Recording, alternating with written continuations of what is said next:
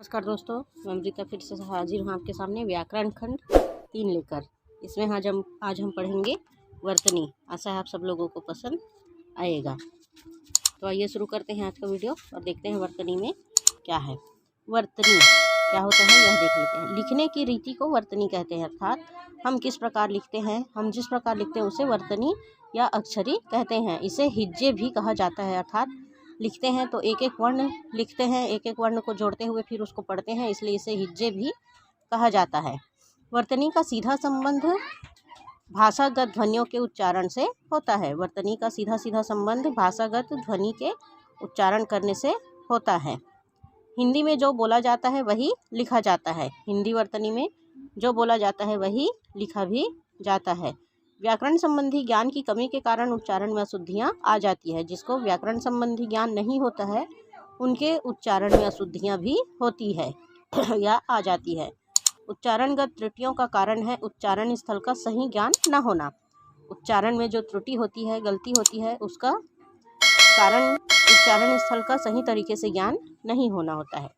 वर्तनी का सबसे बड़ा आधार है उच्चारण। वर्तनी लिखने के समय जो आधार होता है वह सबसे बड़ा कौन सा है? उच्चारण।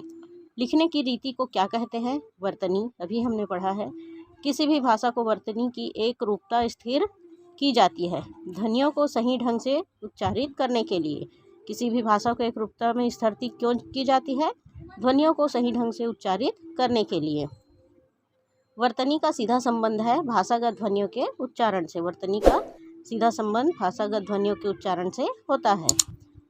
बोलते समय उच्चारण की स्पष्टता के लिए किसी अक्षर पर विशेष बल देने की क्रिया को बलाघात कहते हैं। जब हम बोलते हैं तो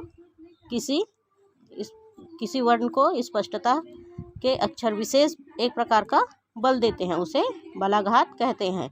वर्तनी से तात्पर्य है शब्दों में वर्णों का सुनिश्चित क्रम।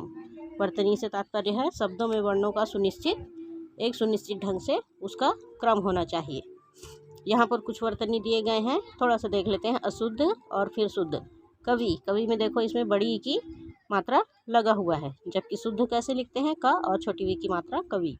कवींद्र, इसमें छोटी ई की मात्रा लगा हुआ है और इसमें बड़ी ई की मात्रा लगा हुआ है।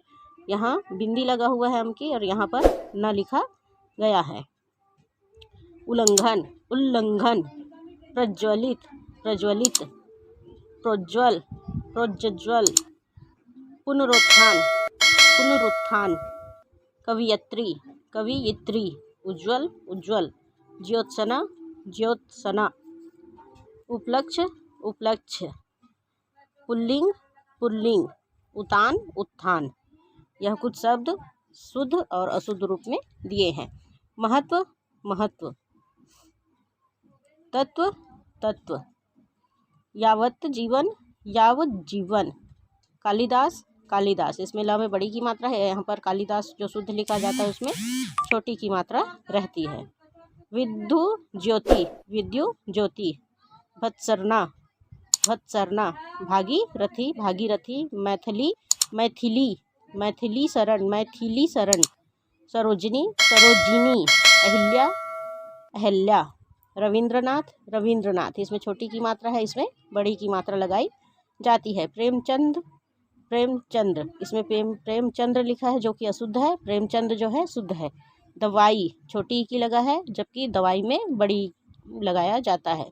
दवाइयाँ, दवाइयाँ। इसमें बिंदी नहीं है, इसमें बिंदी है। हिंदू, हिंदू।